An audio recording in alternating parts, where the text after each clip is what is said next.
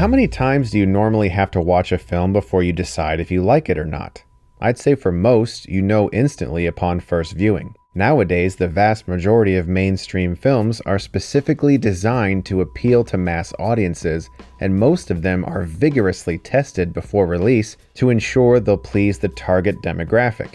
To experience mainstream cinema that takes risks, our only sure bet, it seems, is the trusted auteur filmmakers that Hollywood has excused from its soul-crushing machine. The Spielbergs, the Scorseses, and Tarantinos that have time and time again proven themselves. In 1982, Ridley Scott apparently did not yet occupy that prestigious group of filmmakers, as the theatrical cut of Blade Runner was tampered with after disastrous test screenings. An ending narration that Harrison Ford famously hated was inserted, as well as unused footage from The Shining, a clear attempt to explain the film to audiences. Scott wasn't against the narration idea, but wanted something more along the lines of classic film noir, something philosophical. It's that original cut of Blade Runner I was first exposed to as a teen, and I remember being very conflicted by it.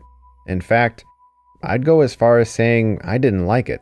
Eventually, I saw the director's cut and still had issues with the movie. With the release of the definitive final cut, I sat down to watch Blade Runner expecting to finally get it.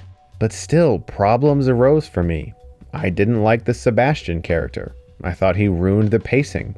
I didn't care for the romance that blossoms between Deckard and Rachel. I felt the film didn't have enough action, and I found the whole experience disappointingly hollow. 2 years went by, and I had decided that was it. I simply didn't get Blade Runner. But with 2049 coming out, I found myself itching to watch it again. This is something that has never happened to me. Why am I constantly drawn to a film that I don't love? Why the incessant need to watch it every few years? Was I missing something? I have no problem admitting that I absolutely was.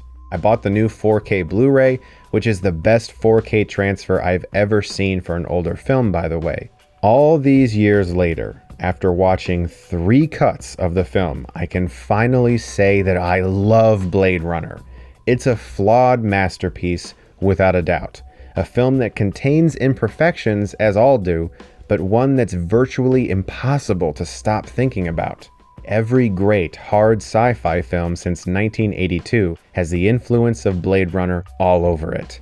Ghost in the Shell, Dark City, The Matrix, Strange Days, Gattaca.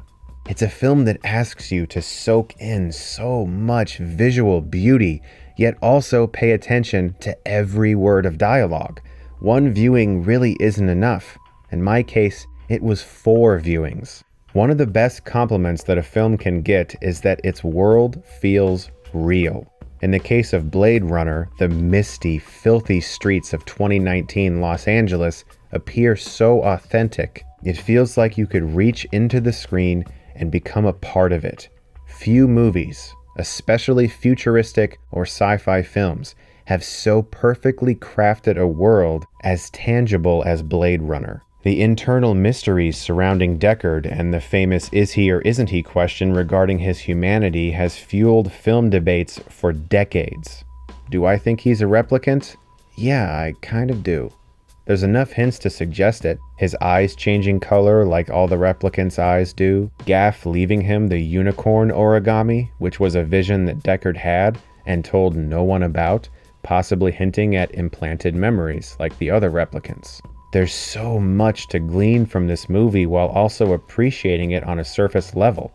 It's taken 4 viewings and over a decade for me to finally love it, but I can confidently say that I do. The only real issue I have with the film is the forced romance between Deckard and Rachel, but it's the type of flaw that one can overlook when everything else is such an explosion of sensory and auditory overload. I feel that Blade Runner is a flawed masterpiece. If it was perfect from the get-go, Ridley Scott wouldn't be so tempted to change and alter things. Nevertheless, due to its cultural impact and significance, I'm giving Blade Runner an A+. I can honestly say I never thought I would say those words because I've spent the large majority of my life finding this film rather polarizing. But for whatever reason, watching it again recently and really paying attention to everything about it, I just began to really appreciate this film. I love it, and if you've never checked it out, I definitely suggest watching the final cut. It's the best cut out of all the ones I've seen. Guys, look forward to my review of Blade Runner 2049. And as always, if you like this, you can click right here and get Stuckmanized.